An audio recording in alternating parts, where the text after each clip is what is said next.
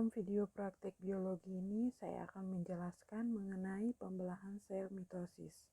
Pembelahan sel mitosis ialah pembelahan di mana sel anakannya akan sama persis dengan sel dari induknya.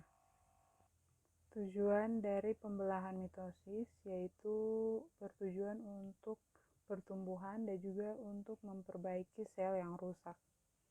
Pembelahan mitosis memiliki beberapa fase, diantaranya profase, prametafase, metafase, anafase, dan yang terakhir telofase. Tetapi sebelum masuk pada fase-fase pembelahan mitosis, ada juga yang disebut fase persiapan, yaitu interfase. Pada fase persiapan atau yang disebut juga dengan interfase, fase ini bertujuan untuk melakukan pembelahan sel. Di dalam fase ini terdiri dari beberapa tahap. Tahap yang pertama adalah tahap G1. Dalam tahap ini terjadi penambahan sitoplasma dan juga pembentukan organel. Tahap G1 memakan waktu yang lebih lama dari tahap sintesis dan juga tahap G2. Tahap yang berikutnya ialah tahap sintesis. Dalam tahap sintesis terjadi sintesis DNA dan juga replikasi DNA. Tahap berikutnya adalah tahap G2. Dalam tahap ini terjadi pembentukan organel yang sebelumnya belum dibentuk pada tahap G1. Lalu berikutnya masuk pada fase-fase pembelahan mitosis. Yang pertama ada profase.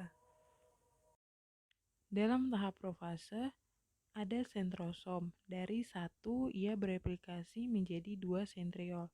Dan juga ada benang spindle yang menghubungkan satu sentriol dengan sentriol lainnya.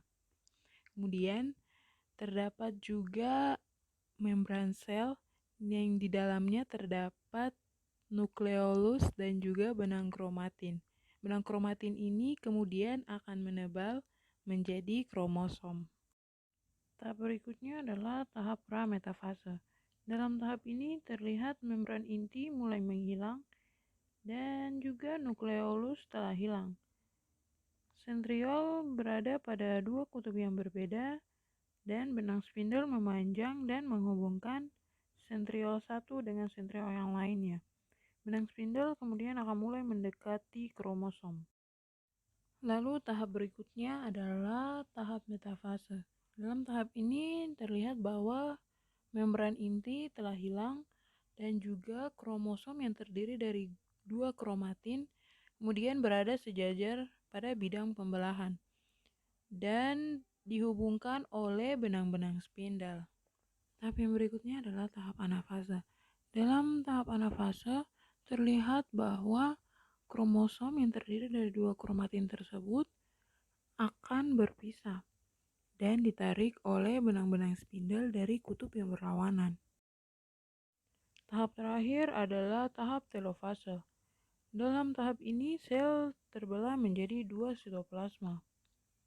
Di masing-masing sitoplasma terdapat sentrosom dan juga muncul membran inti. Di dalam membran inti terdapat nukleolus dan juga kromosom yang kembali menjadi benang-benang kromatin.